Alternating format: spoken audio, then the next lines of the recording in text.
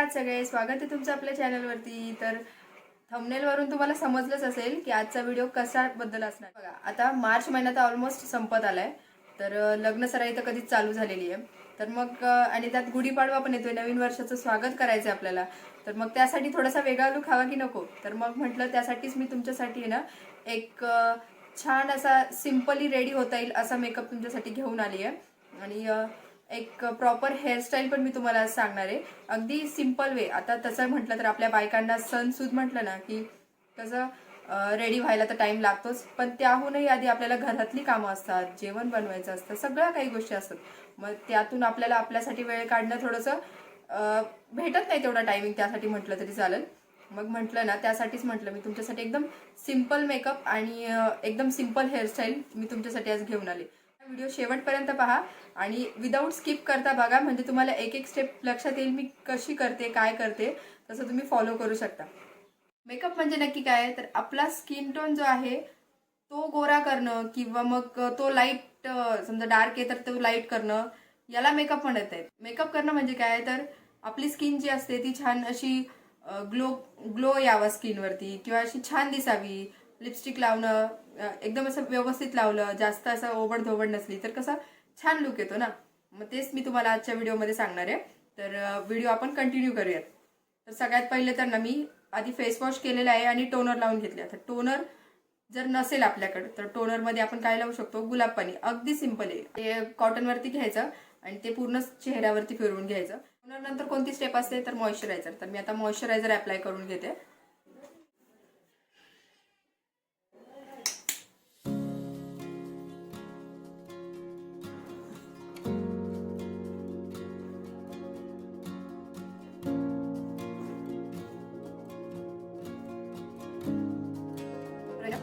Moisturiser नंतरची जी step असते ती असते प्रायमर लावायची. तर प्रायमर का लावतात, तर प्रायमरमुळे काय होतं, जे आपले ओपन पोर्स असतात किंवा काय ते मिनिमाइज होतात आणि त्याला छान असा ना एकदम सटल लुक भेटतो. त्यामुळे ना कधी पण प्रायमर यूज करायचं असतं. तर मग आहे ना, आता मी प्रायमर लावून घेते. अगदी हे दिसत असेल इतकंच मी घेतलंय.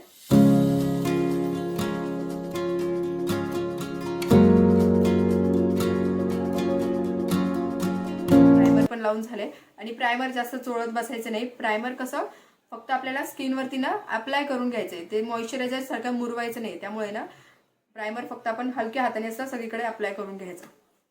तर आता लावणार आहे आपण फाउंडेशन. एवढीच अमाऊंट घेतली फक्त मी फाउंडेशनची.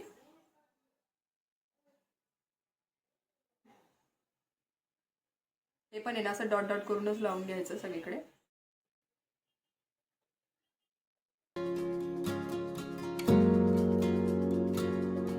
तर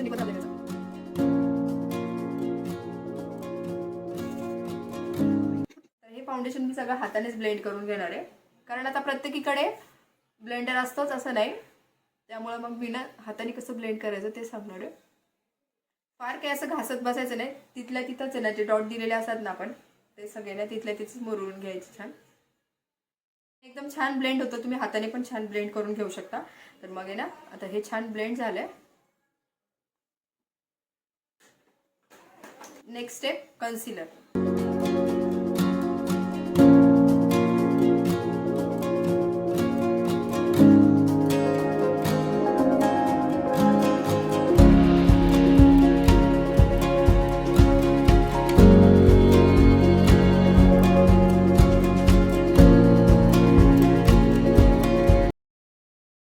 अप्लाय करून झालंय. त्यानंतर आहे ना मी लिप बाम घेते आणि तो लिप वरती लावून घेते. आता कॉम्पॅक्ट लावून घेते सगळीकडे.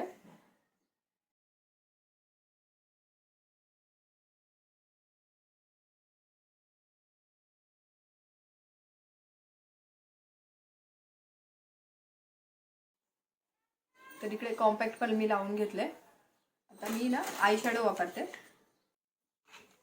तर आता आय शॅडो लावून घेते. आय शॅडो पण मी बोटानेच लावणार आहे, कारण प्रत्येकीकडं ब्रश असेल असं नाही. बोटाने पण आपण छानपैकी अप्लाय करू शकतो. तर मी तुम्हाला तेच दाखवते की कसं आपण करू शकतो.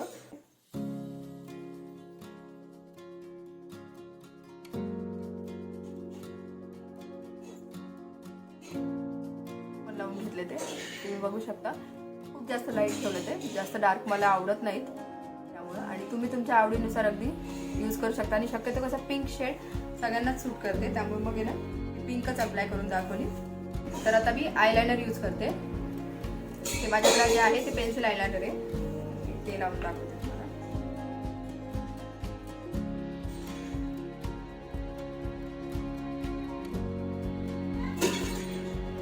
माझी सगळ्यात आवडीची गोष्ट म्हणजे मस्करा, तर तो पण मी आता अप्लाय करून घेते.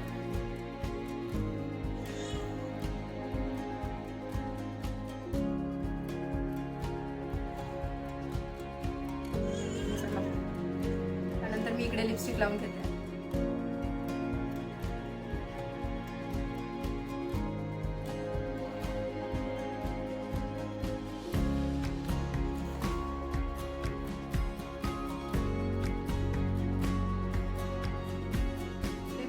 या 2 लिपस्टिक यूज केल्या ते, या 2 लिपस्टिक यूज केल्या ते. ही माझी लिक्विड जी लिपस्टिक आहे ना त्यांनी ना आउटर लाईन बनवून घेतली. त्यानंतर ही ना बाकीचे लिप्स आहेत ना त्या पिंक कलरचं लिपस्टिकने आहे ना फिल करून घेतले, त्यामुळे ना लुक खूप छान येतो त्याचा. सिंपल अशी हेअरस्टाईल बघूयात. तर आत्ता दिवस सध्या उन्हाळ्याचे चालू आहे, त्यामुळे असे केस मोकळे तर सोडणं होत नाही. मग म्हटलं त्यासाठी ना एक छान असा अंबाडा बांधायची तुम्हाला मी पद्धत शिकवते.